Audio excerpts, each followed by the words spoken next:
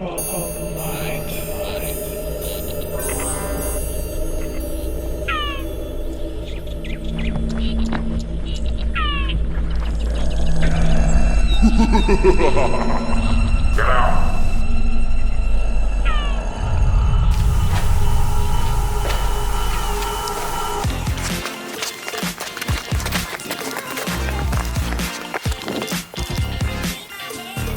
thằng nào sút vào được luôn đấy. Sút đi. Ê. Oh shit. Này, xem tay này.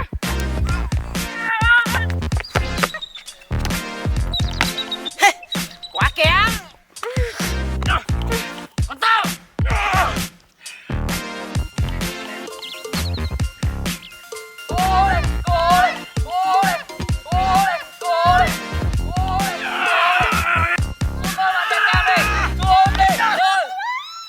Ồ,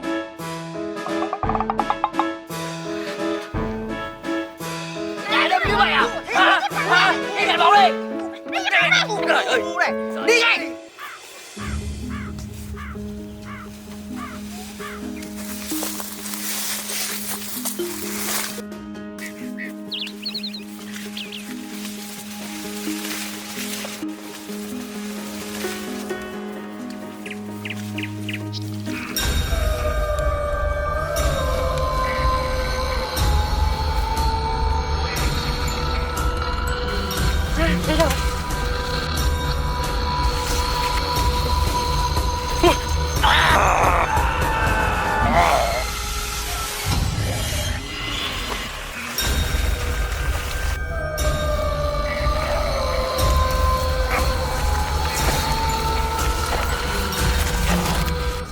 tìm bóng lâu thế nhỉ? Lâu thế nhở? Nó đi lạc rồi. Không biết nữa. Mình đi tìm nó đi. Đi. Nhẹ đen ơi. Ở đâu rồi? Nhẹ đen ơi. Nhẹ đen ơi. Thằng này định trêu mình à? Nhẹ đen ơi. Nhẹ đen ơi. Ê, chúng mày ơi. Hay Con vậy? này hay cực. Ê, ra đây đi. Con này hay cực. Ra đây. Chết đèn đấy. Ra đây. Gì vậy? Nhẹ đen nó đang làm trò này. Cho mình cười.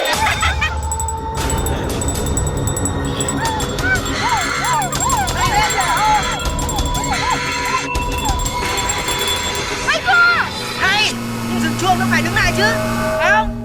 Đúng rồi. Đúng rồi. Đúng rồi anh. Nhẹ đen không được dậy nữa nhá.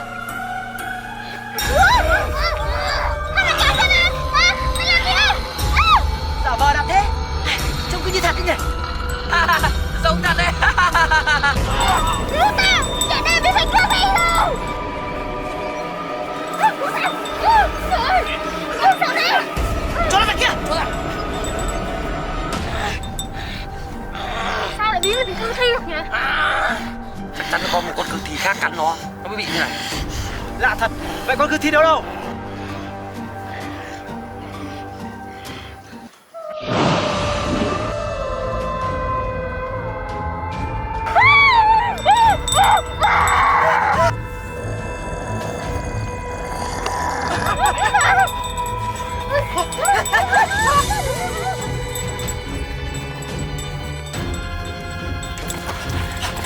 Lên vào đây, lên vào đây.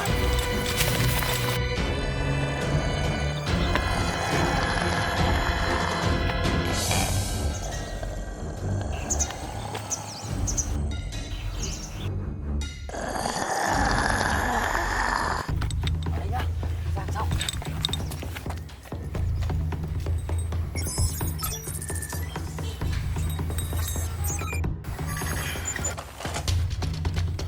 Đi đều, đeo chặt an toàn.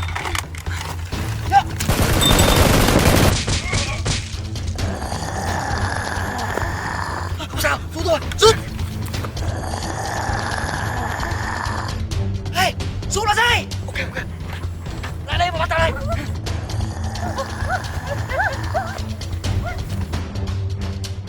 Rút đi.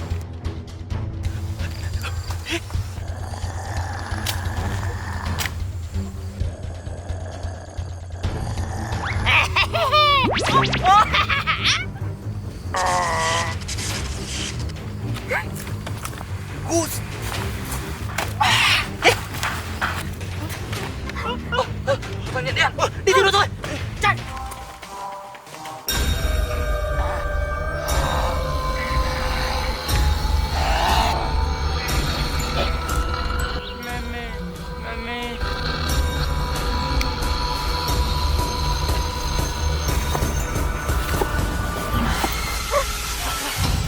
Đen biến mất rồi. Chúng ta phải đi tìm đen thôi.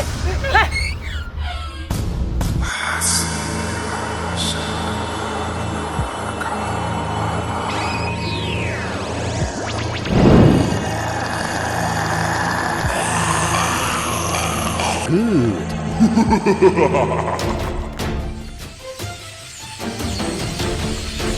Lên cao.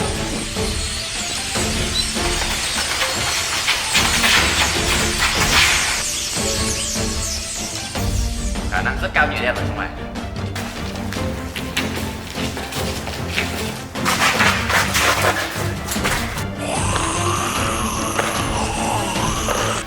Killer, mau thầy nhảy đen à? Killer đứng lại.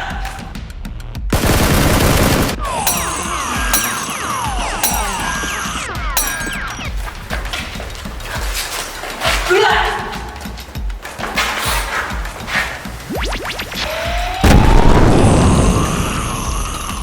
Okay.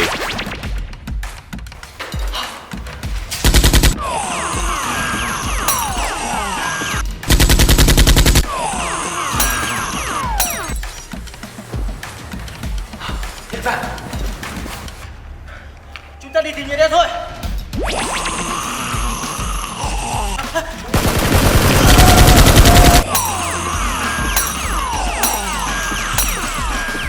Tại sao nó nhiều công ty nhảy đen thế này? Chắc chắn là killer nhân bản nó rồi. Vẫn mãi thế này không ổn. Chúng ta phải nghĩ cách rồi. À, có cách rồi. Nhảy đen thích nhà báo. Nhanh lên. Ây dồi. Hành động đi.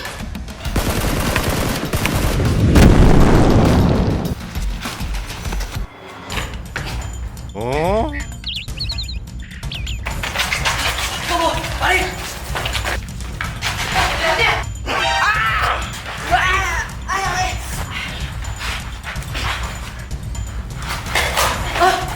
Nhảy đen. Tỉnh chưa? Hả? Chưa xong đâu. Thôi đi ông nội. Thôi, đi về đá bóng đi. Đi.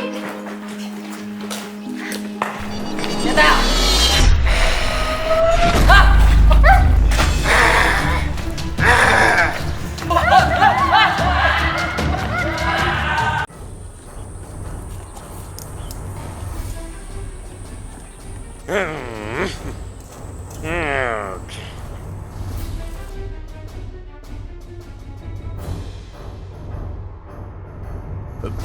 Disgusting. Well,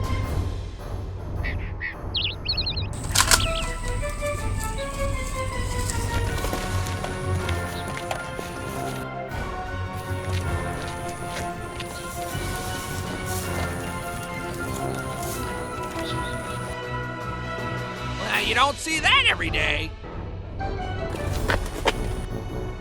Hurry up!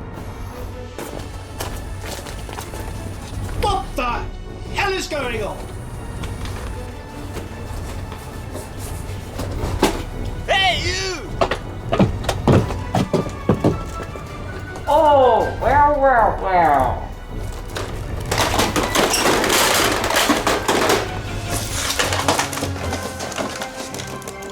Good gravy!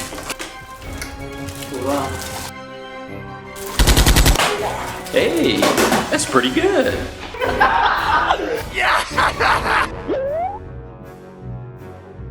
I'm gonna pump you full of lead. Hey! That is correct. Let's evacuate the building. Let's go. Good idea, Dr. Freeman. I've got it. Ready, set, go!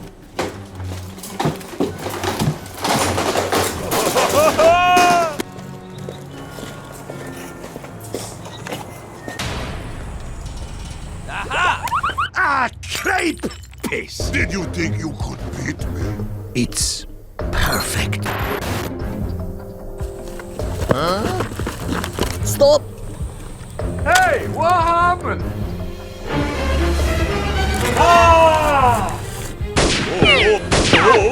Let's get a move on. We gotta clear out before they target us. Oh, fiddle faddle!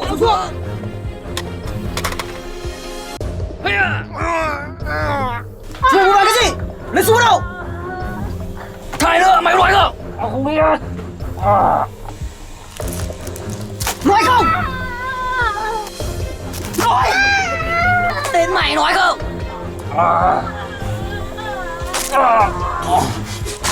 Nói! Nói đi.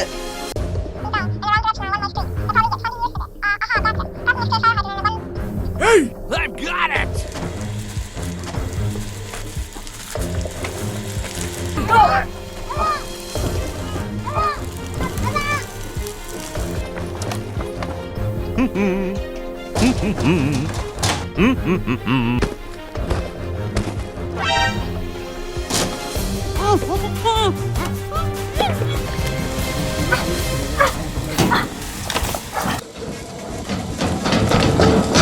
Get down to the ground!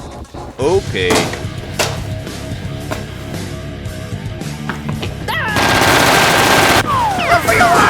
Hey, you! Get out! Okay, I'm ready. Head back to Freeman.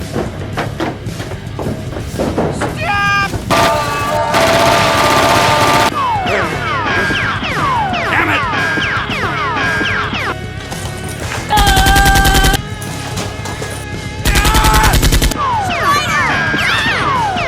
Oh no! Combine! Combine! Incoming! Drop ship at the White House! Run for your life! Hey! Eat this, you bastard! Go, go, go, go! Scanners! Shit! Get going, Doc. We gotta break camp. Oh! Target locked. I've got it!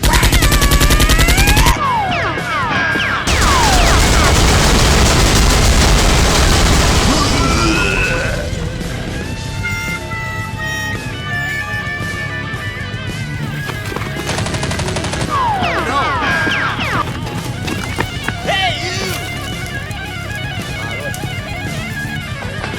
Hey, you!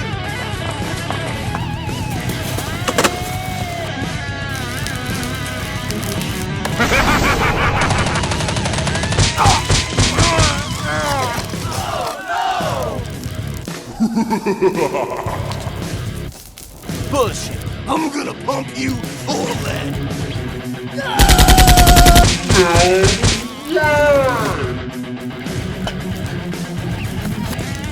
Hey you!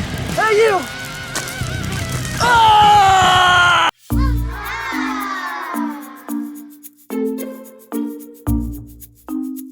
Well, you don't see that every day. Okay. That is correct.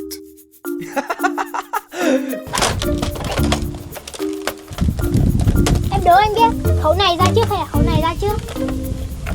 Khẩu này hơn khẩu nào nữa? Khẩu này ra sau. Này ra trước. Mày chả biết cái gì. Có anh không biết cái gì, khẩu này ra trước nha. Thời tao bắn nhá. Làm gì đâu có khẩu này. Khẩu này ra trước này. Anh không biết cái gì á? Nó chỉ biết ăn thả, nó chỉ biết đầu gối cái hơi nhá. Chả biết cái gì. Ăn như cua. Shame on you.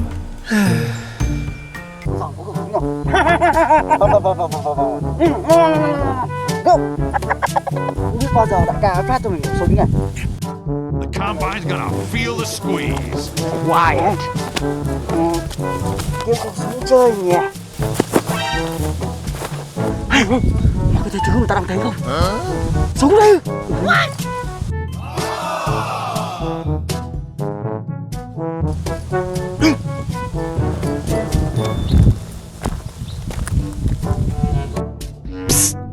Over here.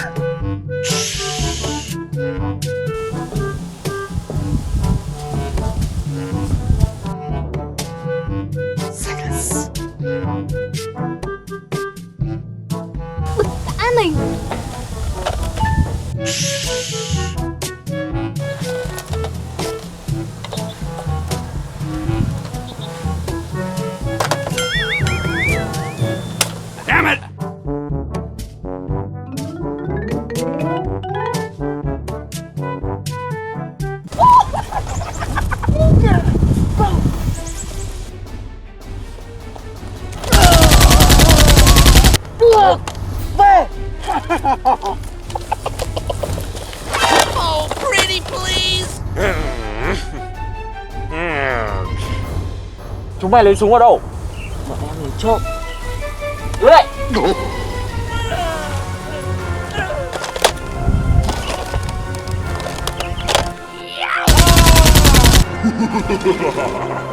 Được của nó đấy. À, ngoài đấy vẫn còn nhiều lắm. Bế hết về đây cho tao.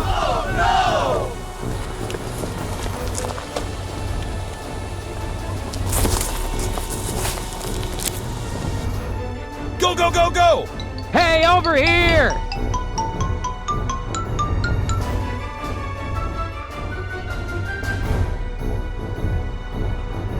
Come on! Okay.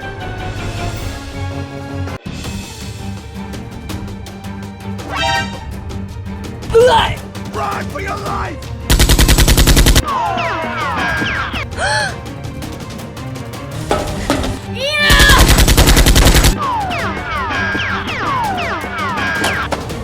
Đuổi đi ạ.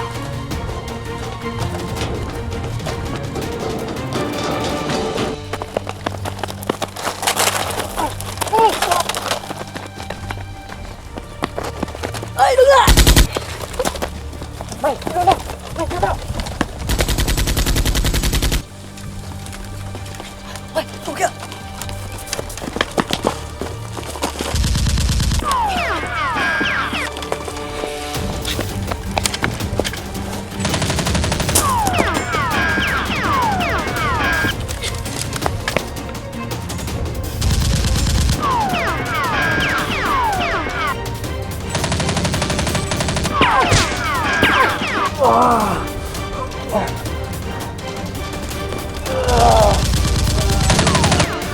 I've got it.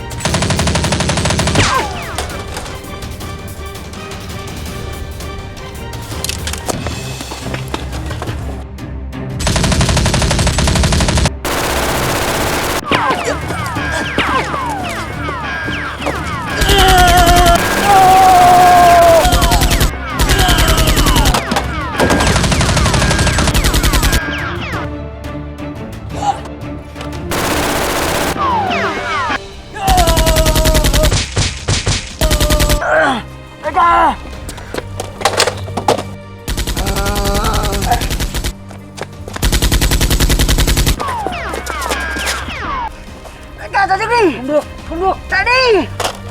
Đi đi, đại ca đi. Chạy đi, chạy lên.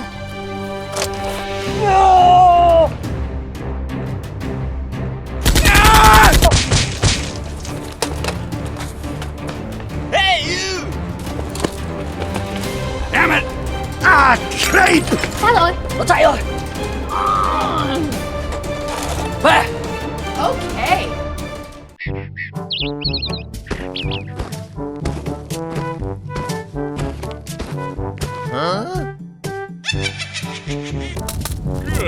Good gravy!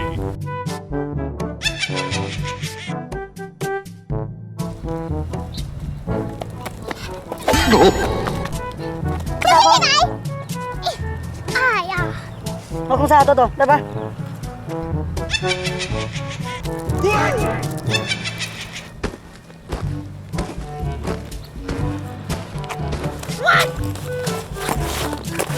Nope. Nope. What the hell is going on? Oh no. Ok, đi bạn. Đi bạn. Hả ai thích tôi à? Sao có níu kéo mà? Mày đi trả tao đúng không? No, please. Không có, không có. Của tao biết là tao mới rút từ nơi nào rồi. Đuôi ba tầm táo nhá. Mày ở đây này. Mày cái khỏi gì đi chứ? Oh, Kìa. Giữ lại. Help me! Giữ lại. Giữ lại. Không phải việc của nó, việc của tôi. Nó là việc của tôi. Nó là việc của tôi. Rõ ràng là mày vừa đánh nó xong. Việc của tao. Mày nhầm người đấy, đây là việc của tao. À thì chúng mày cho đồng với nhau phải không? Cút. I'm gonna pump you full of lead. Mày nhớ tao. Push. Em không sao không? Đây tiền em đây. Đếm là đủ chưa? Đúng rồi anh ơi. Đi.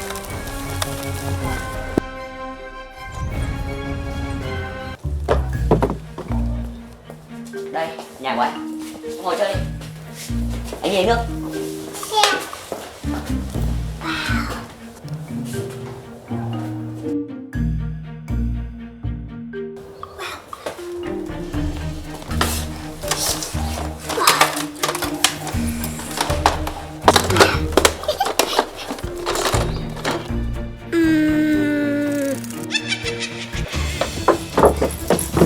Hey! Oh? Hey, what happened? Súng rồi. Bị nó lừa rồi. Lấy hết súng rồi. Good gravy. Hai đứa trong đầu lấy hết tiền của em. Nó đánh em nữa. Tiền của ai? Tiền của anh. Mày ngu. Chúa đâu? Nói tiền đi cả.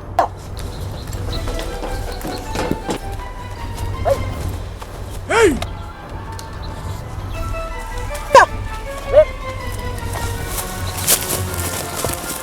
Con danh này. Con danh này chắc là lấy súng của anh. Này, tiền đâu? Tất cả tiền đây. Lấy súng này ở đâu? Này. Cái của cái anh cao cao này nè. Cao. Cảm ơn. Đại ca thấy con này ngon không? Em nhớ đại ca luôn. Được đấy. What's up?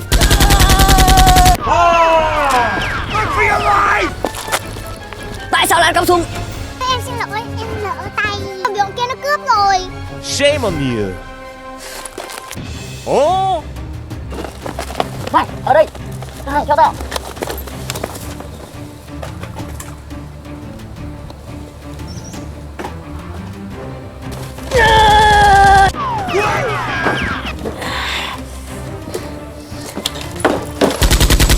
Combine's gonna feel the squeeze.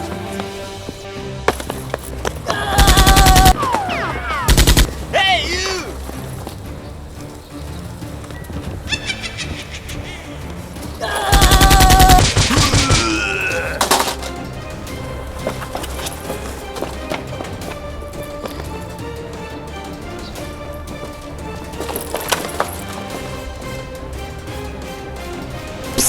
Over here.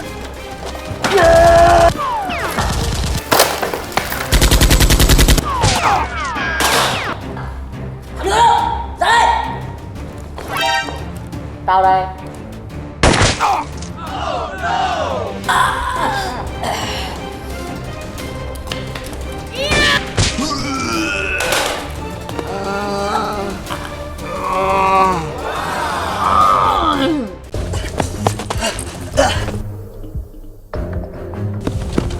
Hey, you!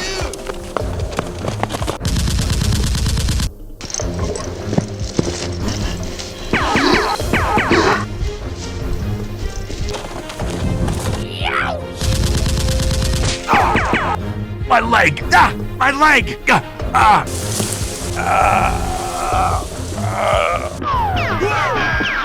What the hell is going on?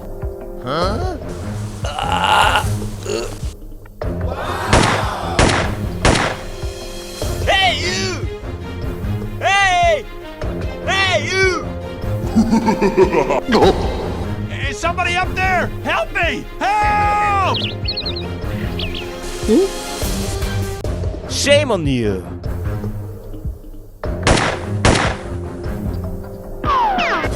Disgusting.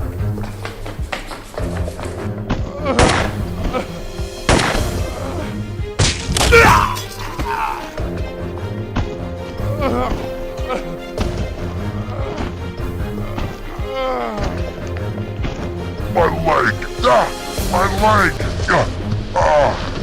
My gut! Ah! No way! Oh, pretty please!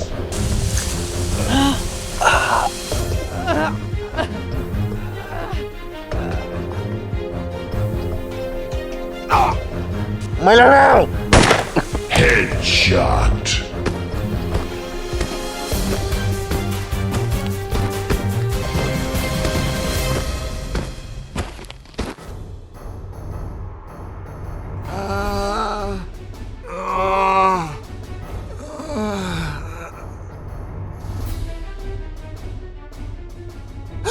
What's up?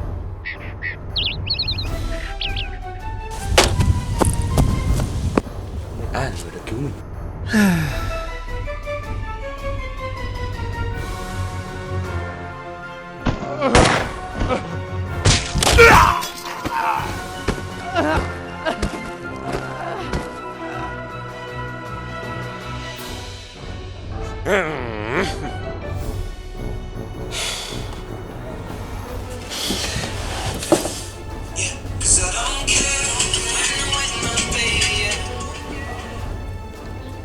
Alo.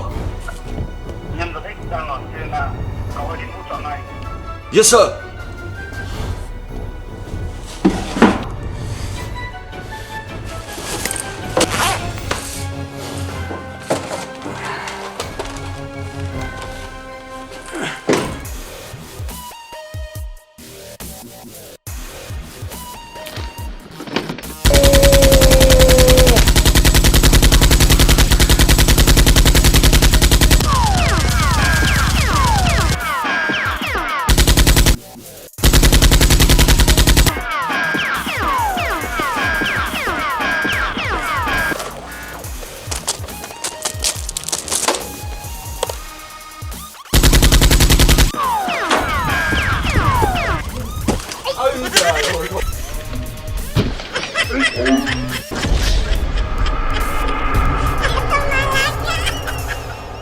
Oh, man.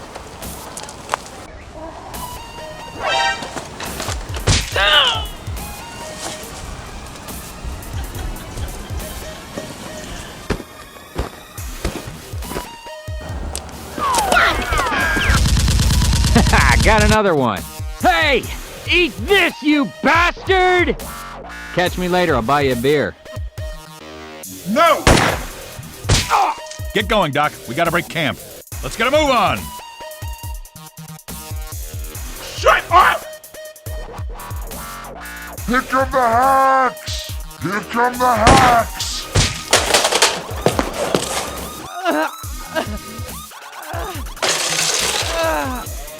Headshot. Hey you!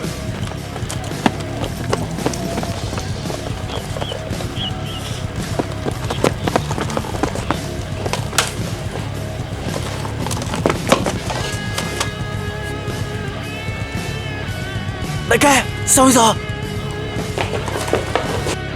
Got another one.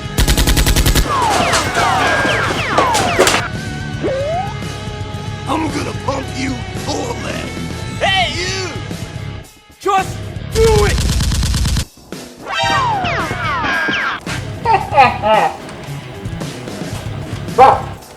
Yeah! What are you doing?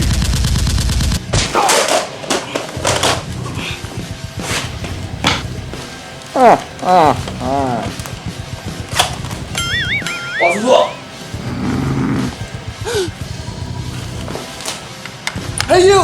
Hey! Hey, stop! I'll be back. Hey! You must die!